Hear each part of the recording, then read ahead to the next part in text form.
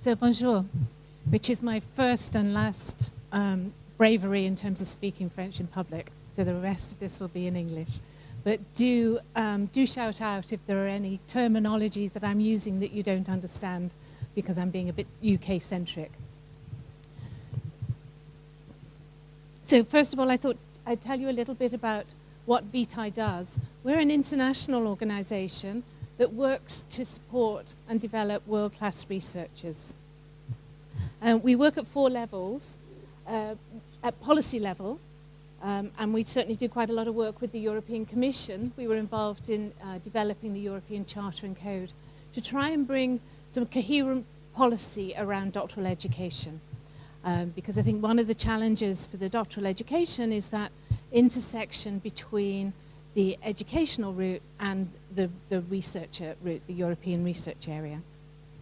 We work directly with universities and with research institutes in terms of helping them look at the provision that they give for doctoral education. And we work directly with researchers to help them be the best researchers they can be, and also to think about their career aspirations and how they're going to achieve that.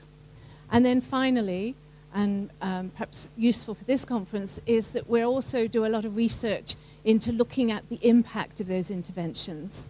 So how is doctoral education changing? Is it making a difference? And is it preparing researchers for the sorts of careers that they may look forward to? So this morning, we do a whistle-stop tour around how doctoral education is changing. So I'll talk a little bit about the Bologna process, then go a bit more global in terms of what's happening in the rest of the world. Finally, come back to some of the things that we're doing in the UK. A little bit more about what's happening particularly in Europe at the moment in terms of support for researchers. And then finally look at some of the issues that we face in terms of the wider employability of researchers and researcher careers.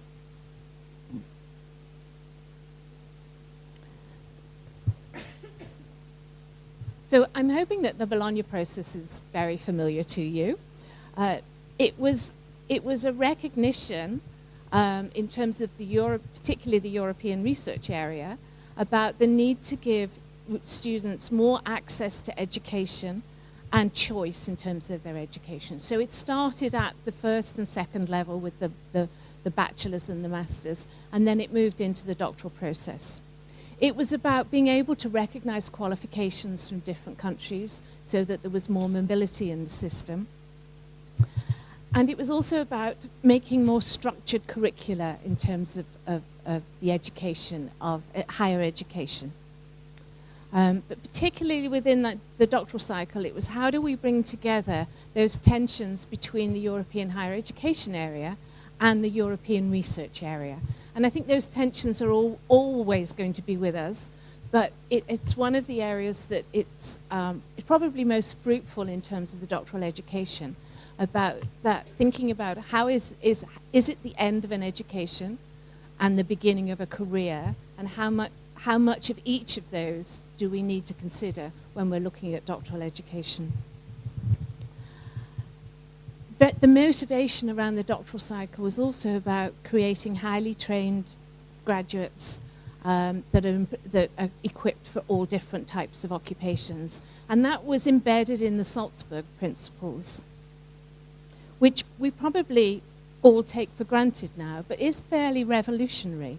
I mean, we've moved in less than 100 years, which may sound like a long time, but some institutions have got 800 years of history behind them in terms of changing systems, from the doctoral process being almost an apprenticeship and a preparation for an academic career, where it's seen as a much more broader, non-vocational qualification.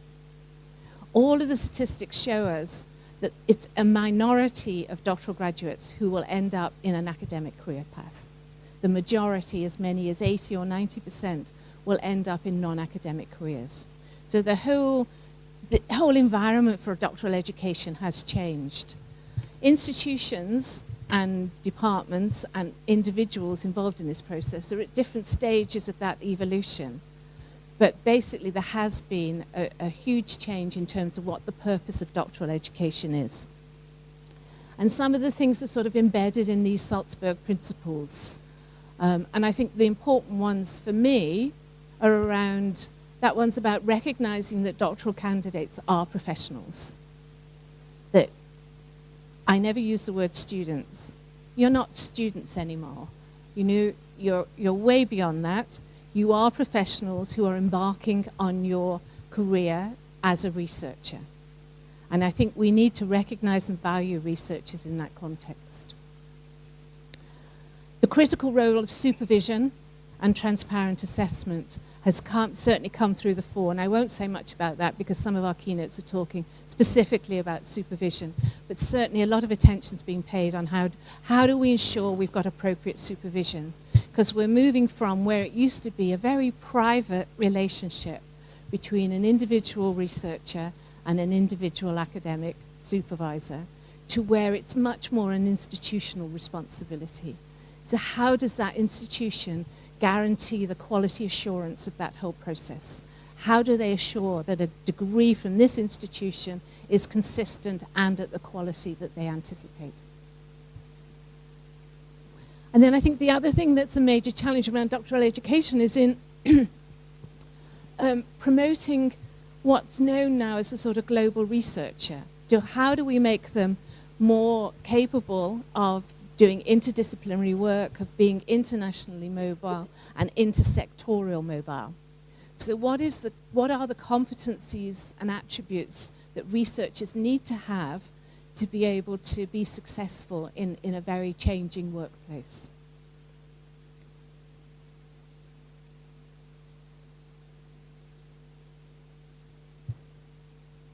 These same themes are coming through from other sources as well.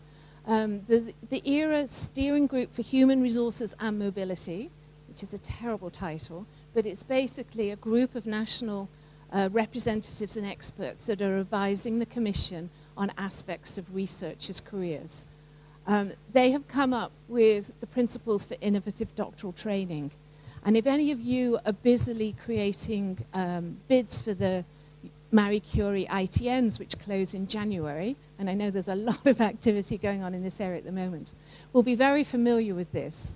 These are the principles that have been embedded in European funding in terms of what they're looking for doctoral education. And you see the themes are very much the same. The first one is always, we are not taking away in any sense the importance of the fact that a doctoral education is done through research.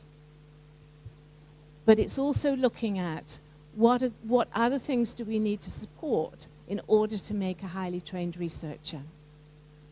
About having the right environment in terms of what they're working at, giving them the option to be able to do interdisciplinary research, exposure to other employment sectors, which is becoming increasingly important, international networks, and although I hate these words, and I'll talk about it a little bit more, transferable skills training.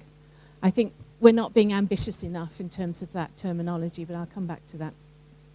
And then finally, the importance of quality assurance, to make sure that we're reflecting on the delivery of doctoral programs so that we're continually enhancing the program.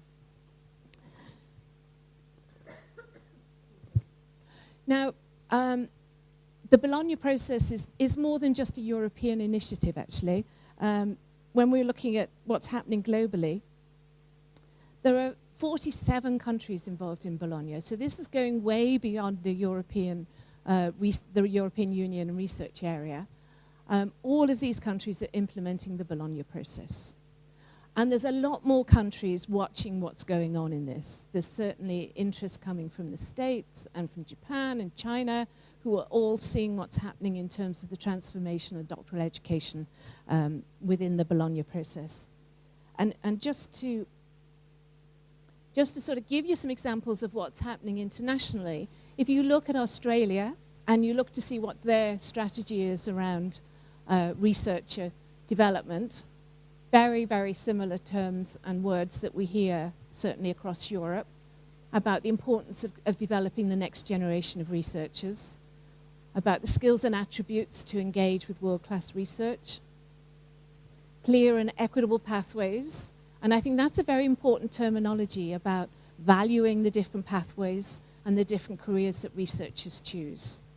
We tend to, in our language, to reinforce anything that's not an academic route as a second choice. We talk about alternative careers, other careers, or lost to academia. It's completely the wrong language. We need to value individual career choices, and we need to respect those choices and support researchers to look at a whole wide range of careers. So another theme that comes through very strongly is that researchers are seen as the survivors, as the rescuers of almost every country's economy in the world. It's being put onto researchers that we're going to translate all this research into innovation, and therefore our economy will improve and we'll all, get out of global recession. So I think there's an awful lot of expectation about what researchers are going to give us, and therefore there's an awful lot of pressure in terms of how do we think about that within our doctoral education. How do we support researchers so that they are capable of being enterprising and entrepreneurial in their approach to both their research and in the application of that research?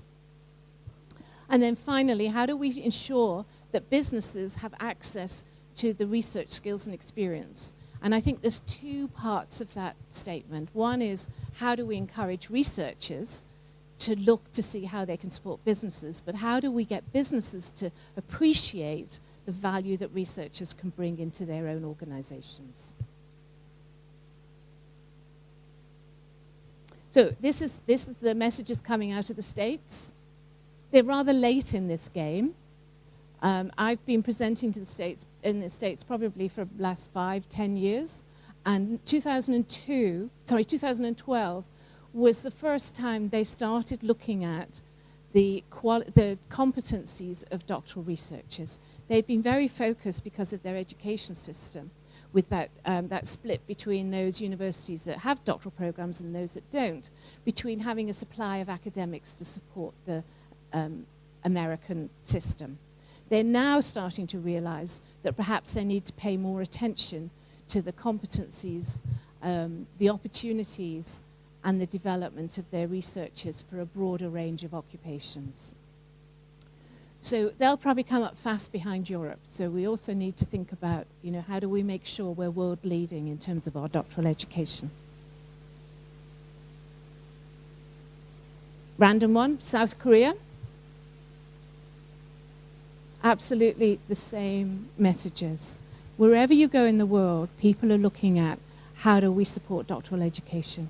How do we use it to catalyze our economy and prepare researchers for the wider labor market? In the UK, it's a fairly mature agenda in the UK. If you go back to 1954, you will find a report that has all of those words in it about needing to prepare our researchers for a wider economy, about developing their competencies, about introducing quality assurance, about looking at supervision. Vitae has been running courses in professional development of researchers since 1968. So the good news about that is that we've got a long history of doing it, and we've got a lot of information and research in terms of the benefit of it. The bad news is that we're still having to push that. It's still not seen, accepted by all parties that this is important. But certainly, I would say in the UK, the people who don't support this agenda and don't agree with it have lost the battle. They know they've lost the battle, and they realize that we cannot go back to that Humboldtian ideal that you can take somebody for 5-6 years of their life and develop them as a researcher by sitting alongside you. So the environment has changed completely in terms of the UK doctoral education. These are some of the things that are the drivers within the UK. The research councils are very influential in terms of doctoral education. All of their funding calls will require professional development activities to be integrated into those structured doctoral trainings. they have expectations in terms of the development that you would expect. We have a concordat to support the career development of researchers, which is our equivalent to the Charter and Code. Every university in the country has signed up to that. And every university is moving towards the HR Excellence Award, which is the European award for the Charter and Code. We now have over 90 universities who've signed up for it and have produced action plans that they review on a 2-yearly basis to show that they're moving in the direction of enhancing and improving their doctoral education. And then finally, we have a quality code which has been in existence in some form since 1992, which very specifically states the expectations on a national level for institutions giving doctoral programs. And that's audited by the Quality Assurance Agency on a regular basis to ensure that institutions are actually providing these facilities. So just picking out a couple of things around the quality control, the quality code, you can see that professional development, and this is the terminology I want to use instead of transferable skills. This isn't about adding things to the doctoral education. And it's quite often seen that way. You hear very frequently, we've no time to put transferable skills training into the doctoral process. They're already too busy with their research. We can't add anything more. This isn't about adding more to the doctoral education. This is about making researchers more aware of the competencies, the attributes, and the behaviors that they develop as a result of doing research.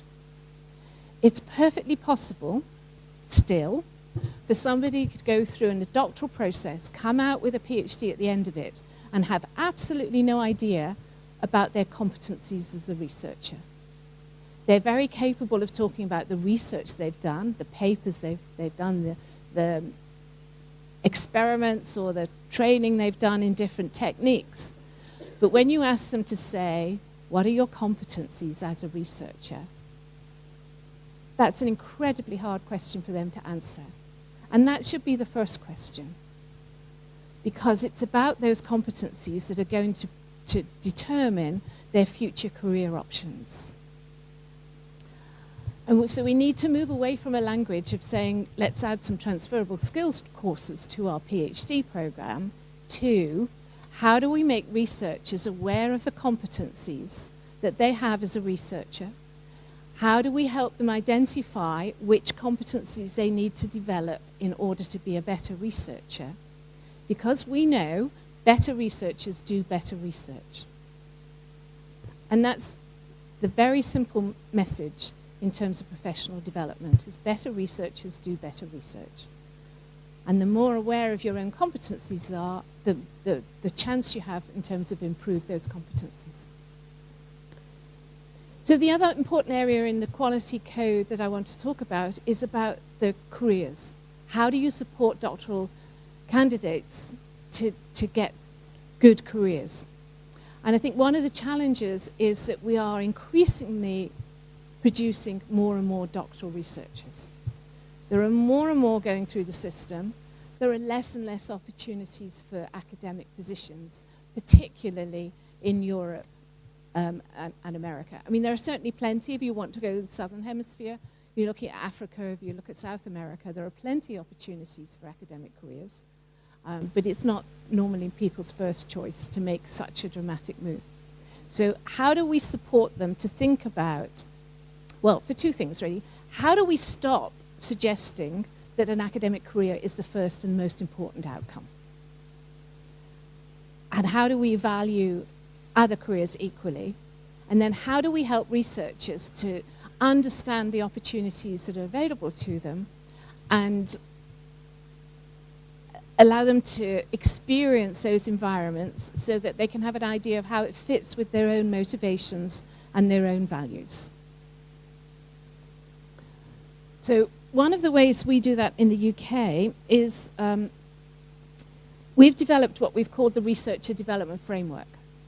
This was we did a 2-year research project on this, interviewing successful academics. And the project was to identify what are the behaviors, attributes, and competencies of successful academics at fairly high levels, so that we could provide researchers with an idea of what it takes to be a successful researcher in higher education. And we had over 1,000 items in terms of what people identified, which we condensed down into this circle with 4 quadrants. And I'm sure you'll sort of recognize the 4 quadrants in terms of the activities within doctoral research. So domain A is what's the knowledge and intellectual abilities that you need to do research. Domain B is about personal effectiveness, about being able to manage your own research and your own career development. C is about what do I need to know around research governance, IPR, ethics, integrity. And then finally, domain D is about how do I make my research make a difference?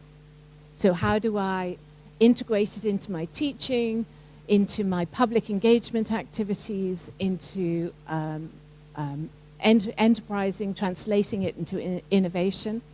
And how do I manage and support others so that I'm giving something back to the academic environment? It gets a bit more complex than that, because we then we take it out a little bit. We then identified 63 descriptors of successful behaviors and attributes of excellent researchers.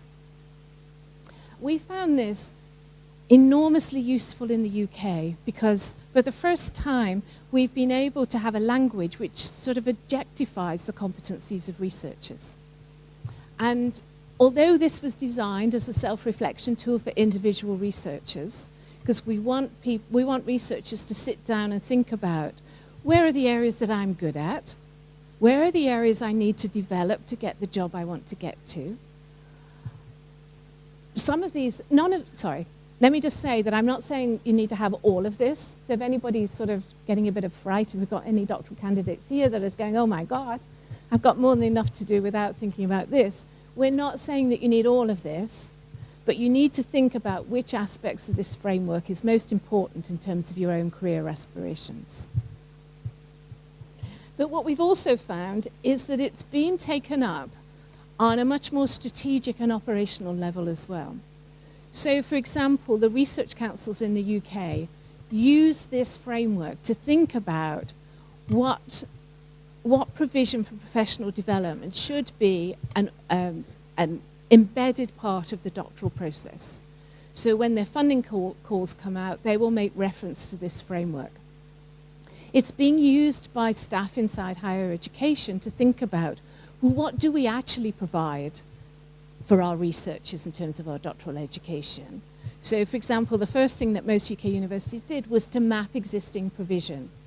And you'll probably find in your own institution there's all sorts of provision going on, which may be discipline-specific. There may be things happening over here that people over here have no idea is happening.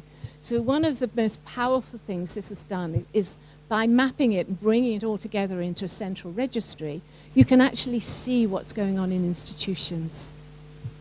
They've then used it to sort of do a gap analysis to say, okay, this is what's happening. Given that we don't have the resources to do absolutely everything, what are the things that our institution should be doing to make our doctoral education more effective and efficient? So they're then looking at, okay, well, everybody should experience this. There should be optional courses around this, and we can't do this. That has to be done somewhere else or outside, or this is something that individual researchers should take ownership for themselves, and they should think about their own development in this area.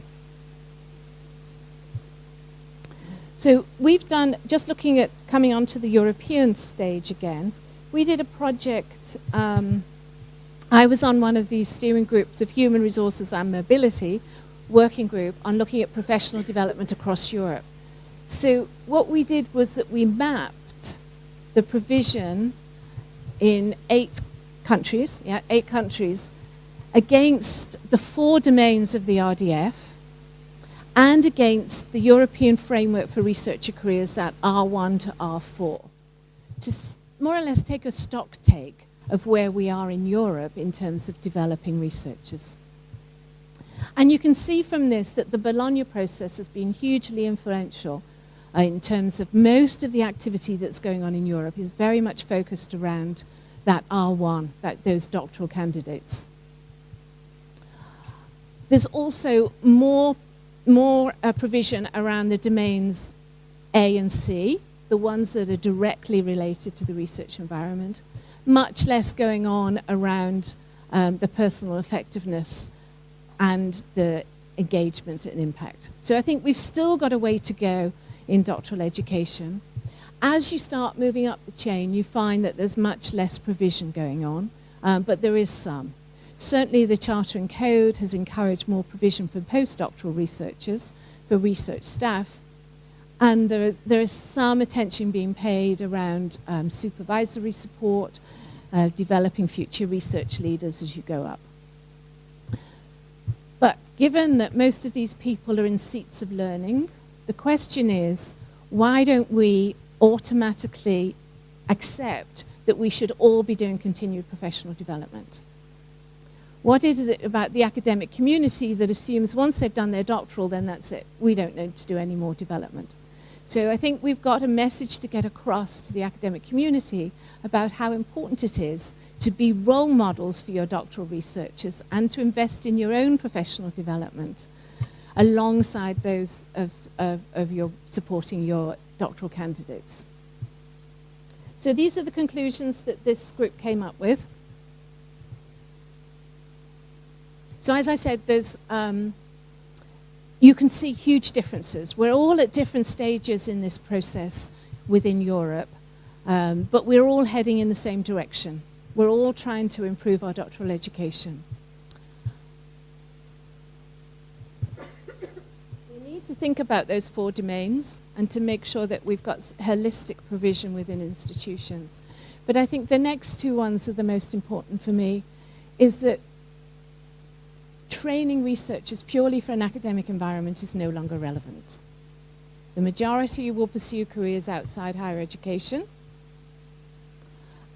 And even within academia, the whole environment of what research is like in higher education is undergoing fundamental change. We've got an unimaginable future in front of us in terms of what the research environment is going to be like. We already know that we're being encouraged to do more research, to do more innovations, to more translation of research into innovation. We're being encouraged to work more with research users. We've got the whole open research initiative coming in front of us. I mean, how do we deal with that about data, publications, everything being open? We've got some of the challenges around the move to measuring academics' performance through metrics. And certainly in the UK, that's a very topical discussion because our research excellence framework results will be out this week. And that's looked at what are the qualities of the outputs that you've had as a researcher, what's your research environment, and what impact have you made as a research group in terms of what money you're going to get from the government in the next 5 years. So it's very critical in the UK, and I think that's creating challenges for the whole area of research integrity.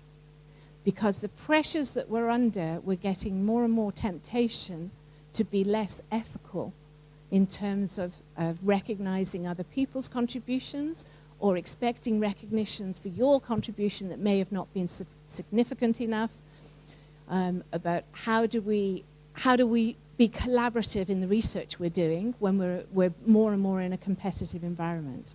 So I think the whole area around research integrity is also one that's going to come to the fore. So we need greater focus on providing opportunities for researchers to pursue multiple career paths and support professional development to be able to do that.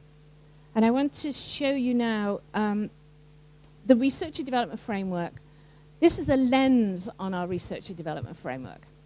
What we've been doing with this is looking at what are the competencies, behaviors, and attributes that are most important for different activities of being a researcher.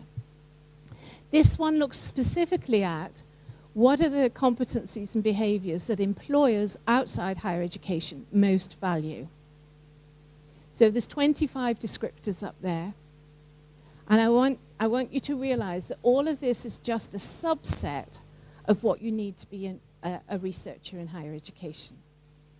It's not extra. These are all needed inside higher education as well. So we're not asking people to do extra here. We're asking them to be aware of how they're developing as a researcher and how transferable those competencies are into other environments. We have similar lenses around public engagement. So how doing public engagement can inform who you are and how you work as a researcher, and how being a researcher can inform the way you do public engagement. So it's getting researchers to look more broadly in terms of how they're operating, they're working within their environment.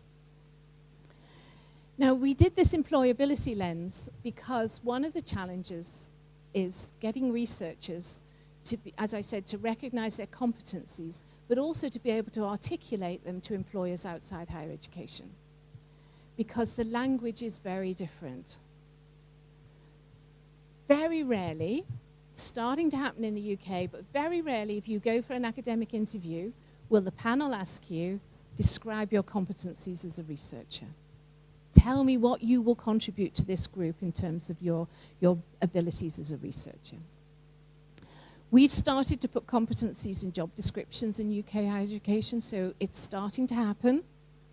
But for every interview you go to outside higher education, that will probably be one of the main questions. Probably the major proportion of the interview will be a competency-based interview saying, what can you bring to my organization as an individual?